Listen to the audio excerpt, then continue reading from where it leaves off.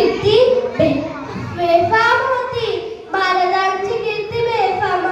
बलभाला फुटला घाम, याला कोण निघाले आसना, दरबारी कुस्ती बेगम. बडी बेगम म्हणजे आली आदिलशाची आई बरं का. नजऱ्यात तिच्या अंगार, दरबार झाला गपगार, कोणी घेईना पुढाकार. चारणीस मांडली हार, तितक्यात अचानक एक सरदार उठला, बोलला हम लाएंगे शिवाजी को, आणि त्याने विडा उचलला. नाव त्याचं अफजल खान, तिथं जागत जणू शैतान. खान बोलला ठाठी ठोकून, शुभाला टाकतो चिरून. त्याचं घोडं तळपायचं, पोज फाटले बक्कळ, अंगी दाहाती जवळ, पानाला कापी जायचं. बेटे त्याला चिडीत खाण्याची सेना निघाली, गाव लोटली, देवाला उद्ध्वस्त केली, माय बहिणींची ओरडून उठली. कोण कोण रोखणारे वानर, आता शुभचं काही खरं नाही. तिकडे निजाम, पलीकडे इंग्रज, जो तो हेच बोलू लागला. आऊसाहेब म्हणाला, एका माताने एक पुत्र कमवला तरी बेहतर, पण या अवघ्या मराठी मुलगाचा स्वाभिमान गमावता कामा नये. अशा वाघिणीचा जो छावा, अशा वाघिणीचा जो छावा, कधी वाटेल साठे छावा, डोक्यात गणी मी कावा, भेटीचा धाडला सांगावा. प्रतापगडावर आमने सामने भेटीचा सांगावे. खानाने हसत हसत कबूल केला. दिवस ठरला आणि ठरल्याप्रमाणे प्रतापगडच्या पायथ्याशी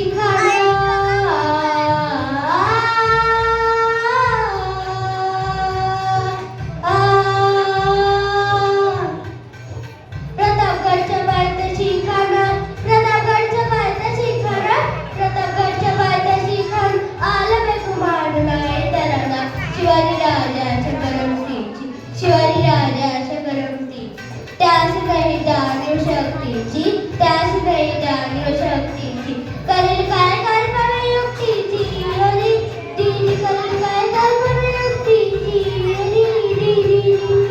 खाण्याच्या पेटीसाठी महाराजांनी एक शानदार शामियाना उभारला होता. पेटीसाठी शामियाना उभारला,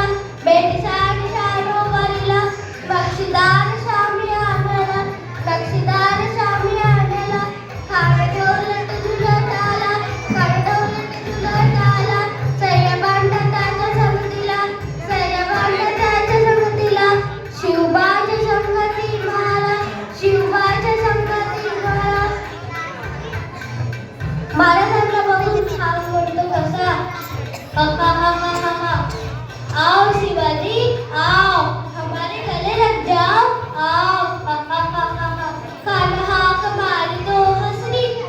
खाना हाक मारी दो हसरी, रोक उठून लारा गई, दिल हा दिला रही, दिल हा दिला रही. खानाने महाराजांना आलिंगन दिला आणि दगा केला. खानदाभिमान मानला, कटारी सवार त्याला केला,